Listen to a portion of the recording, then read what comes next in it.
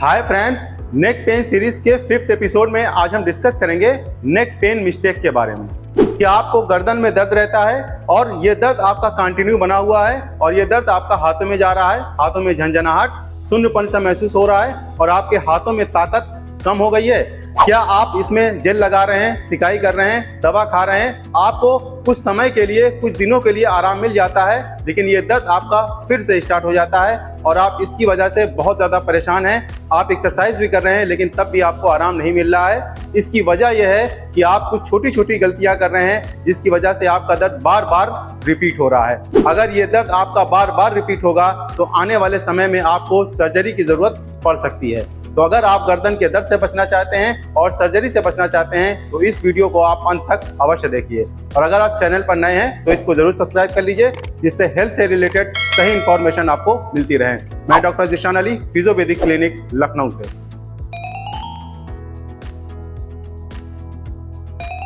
जिनको भी गर्दन का दर्द शुरू होता है तो सबसे पहले इस एरिया में ऐसे यहाँ पे रहता है और यहाँ पे बीच में गर्दन में रहता है।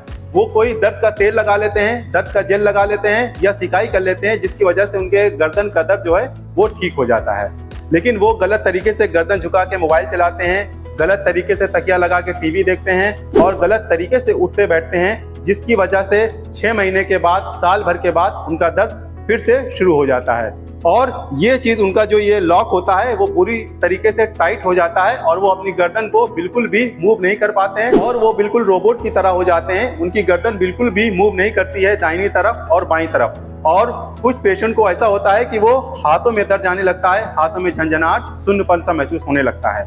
जब वो अपना मर्ज बढ़ा लेते हैं तब वो डॉक्टर के पास जाते हैं। डॉक्टर एक्सरे या MRI करके बताते हैं कि आपकी गर्दन में कुछ दिक्कत है, स्पॉन्डिलाइटिस की दिक्कत है या डिस्क में हर्निएशन है या आपकी स्लिप डिस्क की दिक्कत है।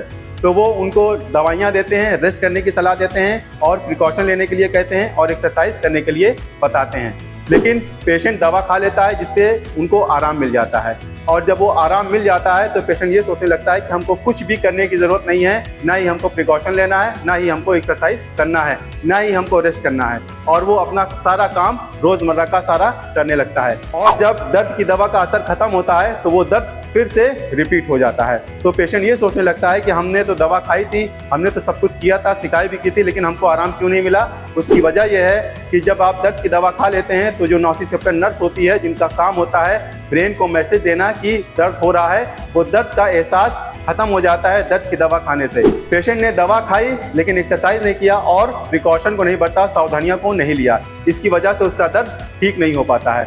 फिर वो दूसरी बड़ी गलती ये करता है कि वो YouTube पे और गूगल पे सर्च करता है तो उसमें कोई कहता है कि आप ये लेप लगा लो, ये तेल लगा लो, ये जेल लगा लो, ये मशीनें खरीद लो या नावल पॉइंट पे या नाव पे आप बर्फ का टुकड़ा रख लो या ये मशीन खरीद लो या आप झटका लगवा लो, इस तरीके से आप मालिश कर लो। तो पेशेंट ये सब देख के बहुत ज़्यादा कंफ्यूज हो जाता है। उसको ये लगने लगता है कि हम ये मॉडलिटी इस्तेमाल कर लेंगे, इस तरीके से मालिश करवा लेंगे या उनके पास जाके हम झटका लगवा लेंगे तो हम पूरी तरीके से ठीक हो जाएंगे। वो बहुत ज़्यादा कंफ्यूज हो जाता है और उसी कंफ्यूजन के चक्कर में वो बहुत सारी मॉडलिटी अपने घर पे मंगवा लेता है और उसको यूज़ करने लगता है। जब बहुत ज़्यादा यूज़ कर लेता है, उसको थक जाता है लेकिन उसको आराम नहीं मिलता है तो वो बहुत ज़्यादा परेशान हो जाता है और इसकी वजह से उसका दर्द जो है वो बढ़ता जाता है, उसका मर्ज जो है वो बढ़ता जाता है। तो आप अगर YouTube के ऊपर सर्च करके, गूगल के ऊपर सर्च करके अपनी बीमारियों को ठीक कर लेंगे तो ऐसा बिल्कुल भी गलत है। आप डॉक्टर से सलाह लेकर और फिजियोथेरेपिस्ट से सलाह लेके आप एक्सरसाइज को करिए, प्रिकॉशन भी लीजिए और रेस्ट करिए, दवाइयाँ भी खाइए, जिससे आपका दर्द पूरी तरीके से ठीक हो जाएगा। कुछ लोगों का ये सोचना होता है कि हम दवा खा लेंगे तो हम ठीक हो जाएंगे। हमारे पास न जाने कितने कॉल आते हैं, बताते हैं कि हमको कोई ऐसी दवा बता दो, कोई ऐसी जड़ी बूटी बता दो, कोई आयुर्वेदिक दवा बता दो जिससे हम ठीक हो जाएं। जबकि ये बीमारी ऐसी है, ये दवा के जरिए से ठीक नहीं होगी। सिर्फ आप इसमें लाइफस्टाइल को चेंज करके और एक्सरसाइज को करके ही आप ठीक हो सकते हैं। अगर आप दवा का सेवन बहुत ज़्यादा करते हैं, लॉन्ग टर्म तक करते हैं और पेन किलर बहुत ज़्यादा खाते हैं तो आपकी किडनी डैमेज हो सकती है, आपका लीवर खराब हो सकता है, आपकी पाचन क्रिया खराब हो सकती है। तो इसमें एक दवा और चलती है जिससे आपकी पाचन क्रिया दिक्कत ना करे और आपको गैस ना बने, इसीलिए एक गैस की दवा चलती है। लेकिन अगर इसका भी आप सेवन करते हैं बहुत ज़्यादा तो आपको ऑस्टियोपोरोसिस हो सकता है, आपकी हड्डियां कमज़ोर हो सकती हैं। बहुत लोगों को स्पॉन्डिलाइटिस की वजह से चक्कर आता है तो उसमें बेटा हिस्टामिन एक दवा चलती है जिससे चक्कर रुक जाए।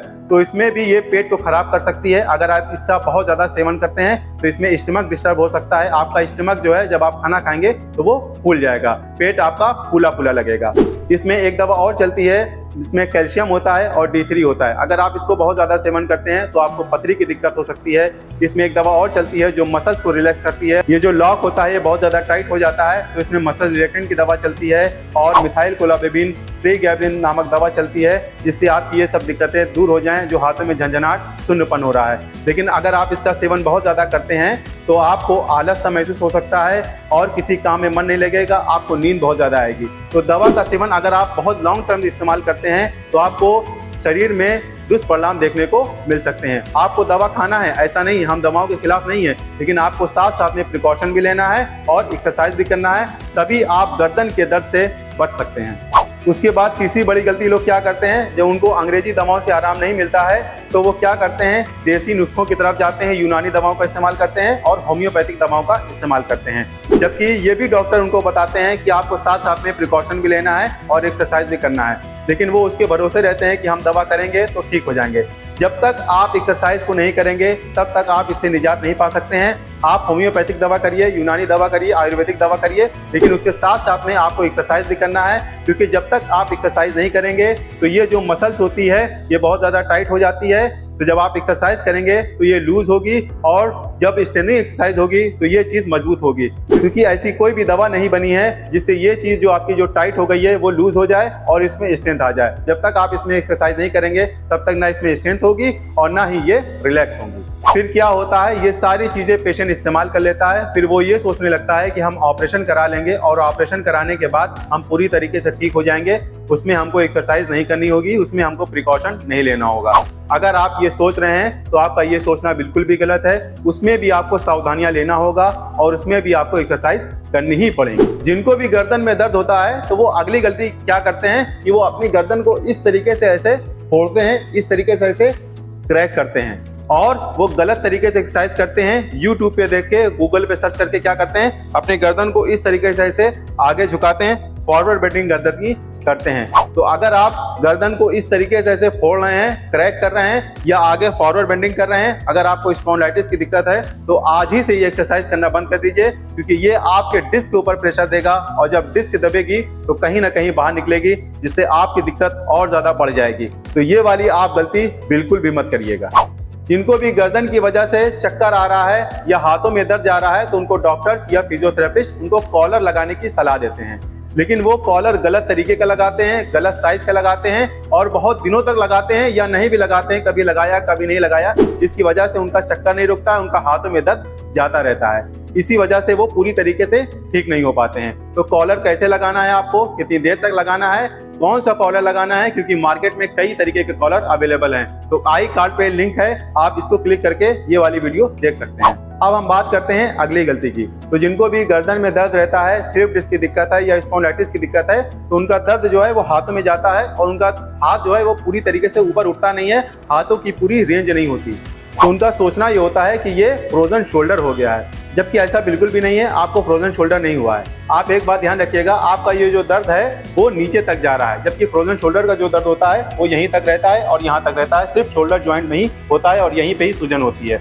जबकि स्पॉन्डिलाइटिस वाले पेशेंट में क्या होता है, वो उनका दर्द नीचे की तरफ जाता है। तो आपको क्या करना है, आपको ऐसे इस तरीके से ऐसे झटका नहीं देना है और इस तरीके से ऐसे आपको झटके के साथ एक्सरसाइज नहीं करनी है। आपको इस तरीके से हाथ धीरे धीरे ऊपर उठाना है, आपको नीचे लाना है। झटके के साथ अगर आप एक्सरसाइज करेंगे इस तरीके से तो आपकी स्लिप डिस्क की दिक्कत और ज़्यादा बढ़ सकती है, क्योंकि इसमें अगर झटका लगेगा तो आपको दर्द और ज़्यादा होगा और हाथों में दर्द आपका और ज़्यादा रेडिएट करेगा। तो आपको झटके के साथ कोई भी एक्सरसाइज नहीं करनी है, बल्कि बहुत धीरे धीरे एक्सरसाइज करनी है। यहाँ पे हम आपको एक बात और बता देना चाहते हैं कि जब तक ये चीज़ आपकी ये जो लॉक है ये पूरी तरीके से सॉफ्ट नहीं होगा, ये मुलायम नहीं होगा, तब तक आपका हाथ पूरा ऊपर नहीं जाएगा। अगर आप ये सोच रहे हैं कि आपको फ्रोजन शोल्डर है तो ये बिल्कुल भी गलत है। आप यहाँ को रिलीज करिए, क्योंकि रूट कॉज आपका यही है, गर्दन है। तो आप इसको रिलीज कर दीजिए, आपका हाथ पूरा ऊपर जाने लगेगा।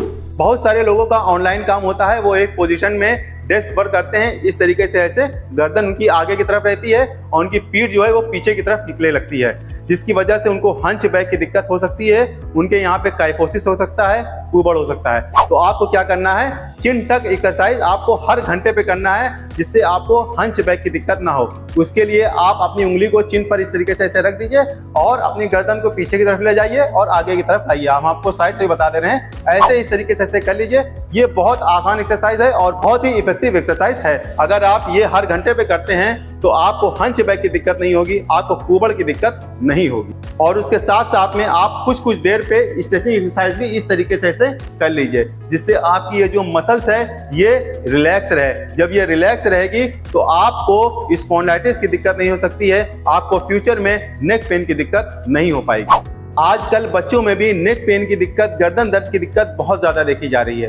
उसकी एक बड़ी वजह यह है कि वो किताबों के अंदर घुस करके पढ़ाई करते हैं, बिल्कुल अपना सर किताबों के अंदर घुसा देते हैं, जिसकी वजह से उनको नेक पेन की दिक्कत हो सकती है और वो बहुत देर तक टैबलेट पर, मोबाइल पर गेम खेलते हैं। इसकी वजह से भी स्पॉन्डिलाइटिस की दिक्कत बच्चों में बहुत ज़्यादा देखी जा रही है। तो कोशिश करिए उनका भी पोस्चर सही करिए और उनको इंडोर गेम खेलने के बजाय उनको बाहर खेलने का मौका दीजिए, क्योंकि आजकल आउटडोर गेम कम हो गए हैं, जिसकी वजह से उनको ये सब दिक्कतें हो रही हैं। कमर से ज़्यादा दिक्कत आजकल बच्चों में स्पॉन्डिलाइटिस की हो रही है। तो जब वो बाहर खेलेंगे कूदेंगे तो वो ये सब चीज़ों से बचे रहेंगे, इससे उनके जॉइंट्स में फ्लेक्सिबिलिटी और मोबिलिटी बनी रहेगी। आजकल गर्दन में दर्द होने का एक कारण और है गलत खान पान। आजकल इतनी ज़्यादा डुप्लीकेसी हो गई है कि अगर हम दूध भी पी रहे हैं तो हमको ये नहीं मालूम होता है कि हम दूध पी रहे हैं या यूरिया पी रहे हैं। जब तक आप अवेयर नहीं होंगे, जब तक आप जागरूक नहीं होंगे, तब तक आप अपने आप को फिट नहीं रख सकते हैं। जब आप जागरूक हो जाएंगे तब आप अपने बॉडी को फिट रख सकते हैं। अब हम बात करते हैं अगली गलती की। ये जो गलती होती है